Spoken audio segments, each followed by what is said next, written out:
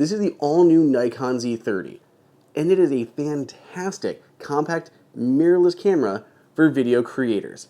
And in this video, I'm going to tell you why. Welcome everybody to AppleInsider. It is Andrew here, and the Nikon Z30 launched just this year in the mid to late July.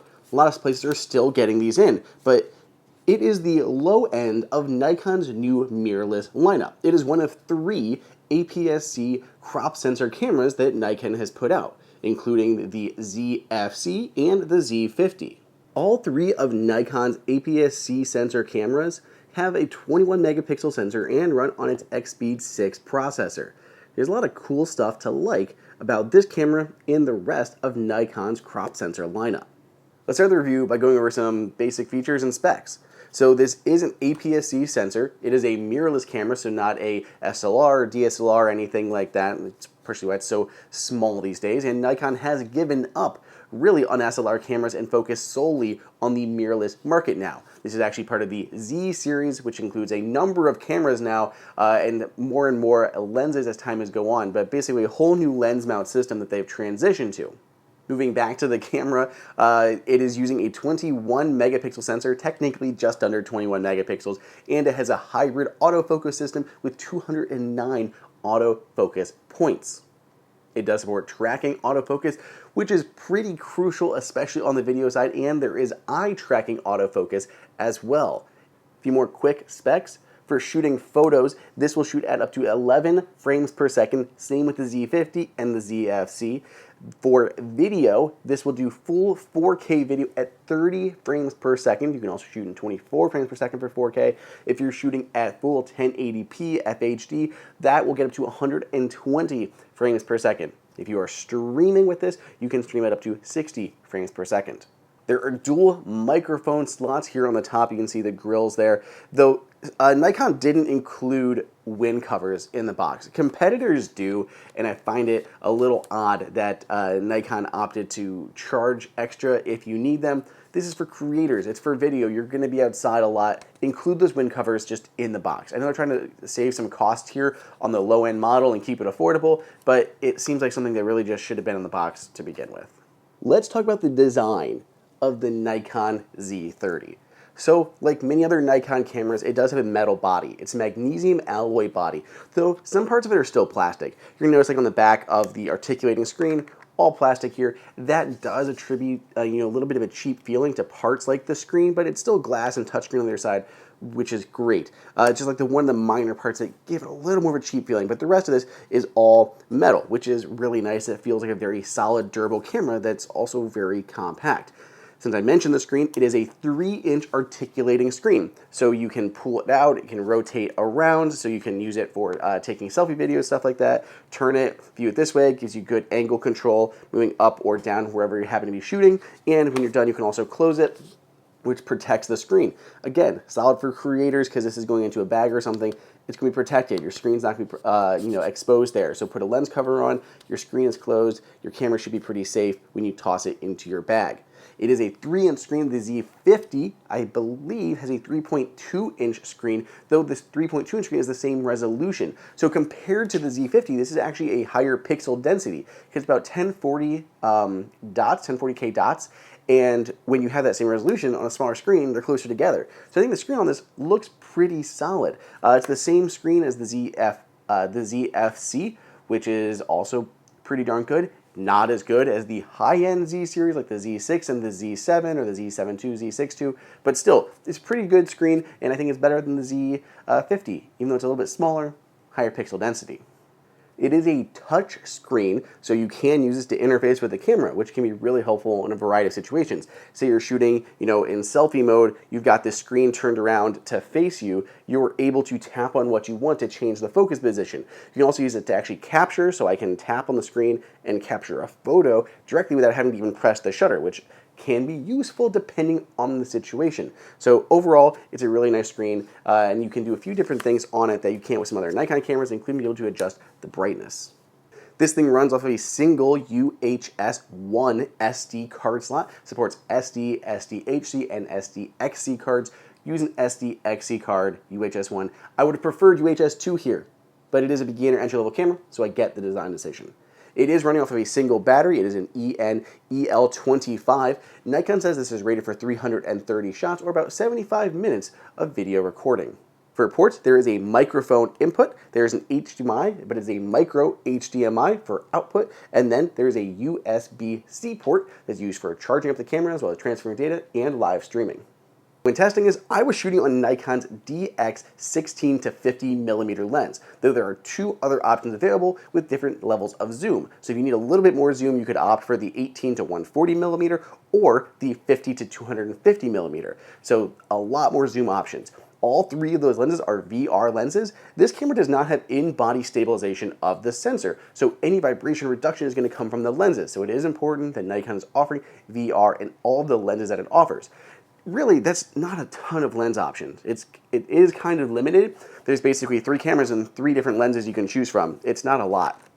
But you can still use any of Nikon's other Z mount lenses. So you've got something like this guy here that I use for my other cameras, the 24 to 70 f4. Yeah, this straps on here just fine. You can use this. It's a lot bigger. These lenses that are the Z DX lenses, they are smaller, more compact, and lighter. So these are meant to be a lighter lens.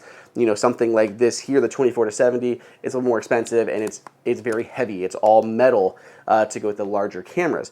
These are also for the full frame cameras, so you don't need it on the APS-C sensor, but they are options. You can also, in a pinch, use the Nikon F to Z adapters and pull any Nikon Z lens or F lenses that you may have lying around.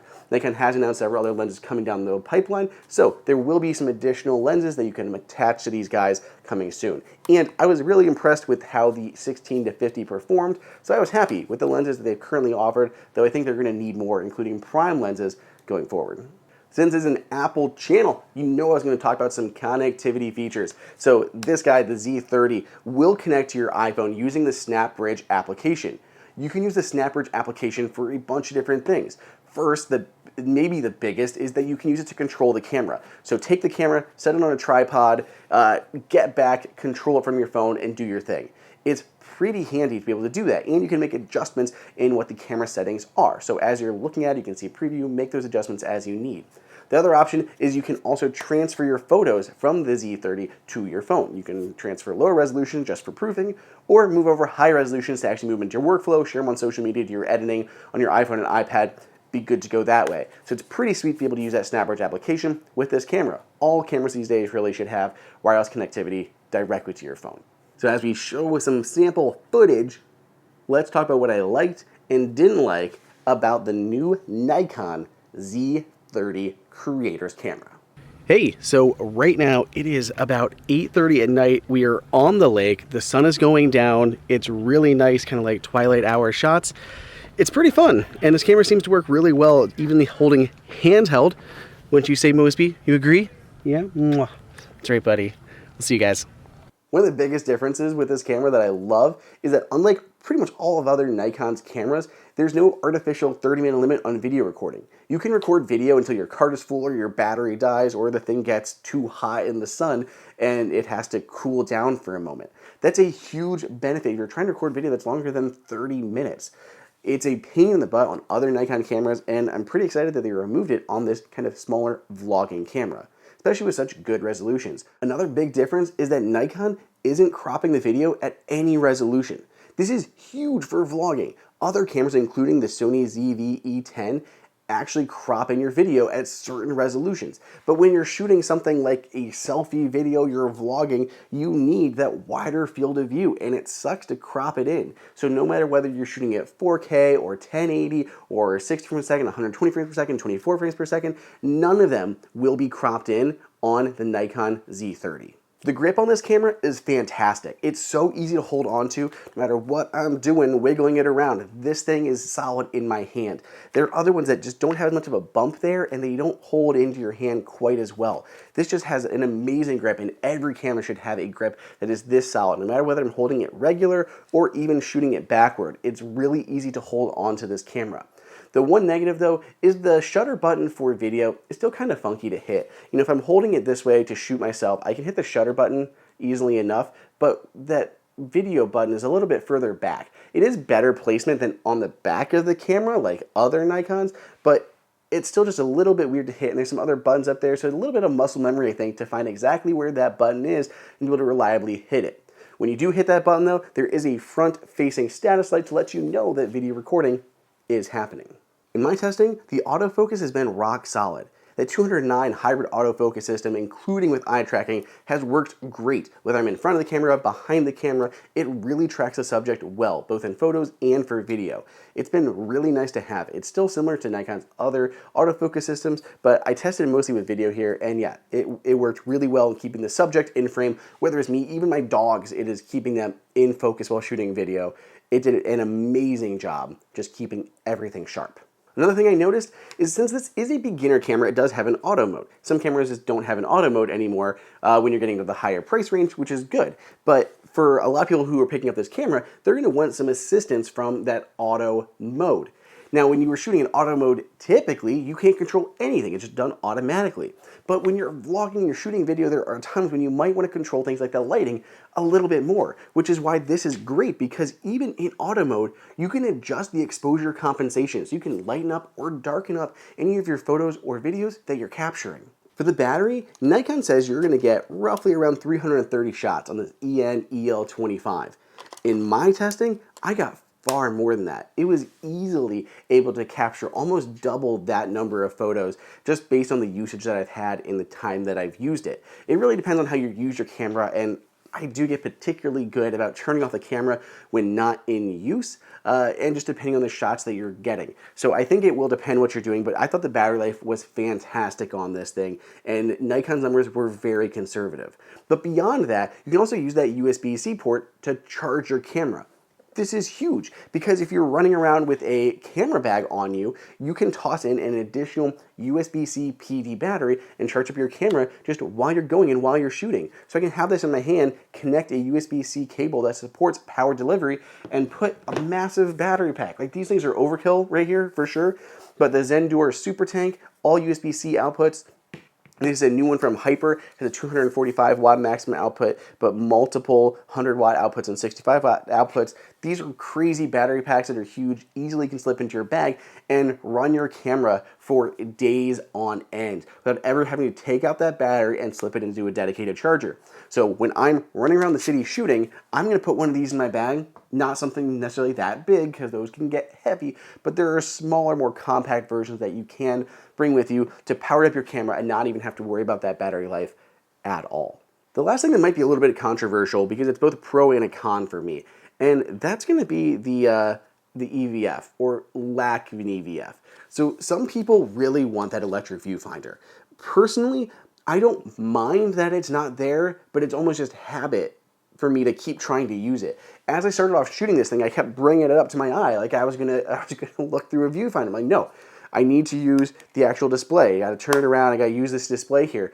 And it was such muscle memory for me to keep turning to an EVF. And if you're in a really bright situation, sometimes the screen can be difficult to see exactly what you're seeing. And that's tough. You can get covers that give you a little bit more, coverage on that can just magnetically snap on there, or Velcro snap on there, adhesive snap on there, to give you a better, sun cover from glare and everything like that, and lets you see the screen a little bit more, but you shouldn't have to. There are obviously other options here. If you don't, if you do want that EVF, go to one of the other cameras. There is the Z50 that's a little bit more, or personally, I'm a huge fan of the ZFC. If you guys have all seen this one before, this is a great camera. It's got this retro vibe to it. It does have an EVF on there, the 3-inch screen that pivots out the back. A lot of the similar stuff, but it's not just made for the vlogging stuff. It's not designed for that. It doesn't have the adjustable compensation when you're in automatic mode. It doesn't have the ability to capture video for extended periods of time, and it's much more into the manual controls, as you can maybe see on the camera here, if my actual camera would focus and stop trying to track my face. But there are all these manual dials at the top, so this can be overwhelming for a beginner when you really want just a camera that you can shoot with. So there are options if you want that EVF. It's just something you need to be aware of when you're picking one of these things up. You can buy the Nikon Z30 by itself, just the camera with the lens, or there's also a creator kit option, which is kind of neat. It comes with a few different things, including this, which is a small rig tripod, so a creator's tripod that'll also hold a camera, not a camera, it'll hold a remote in here, so you can use the remote at the same time.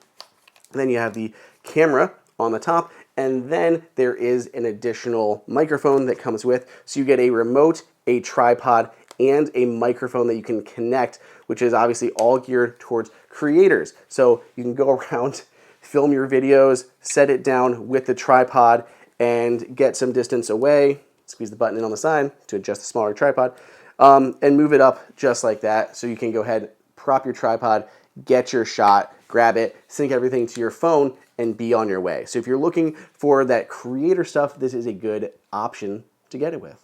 So that's the Z30 camera from Nikon, mirrorless compact with video in mind. Let me know what you guys think down below in the comments or on Twitter at Andrew_OSU. If you'd like to grab one of these, there's a link in the description. Let me know what you guys think, and I'll catch you in the next video.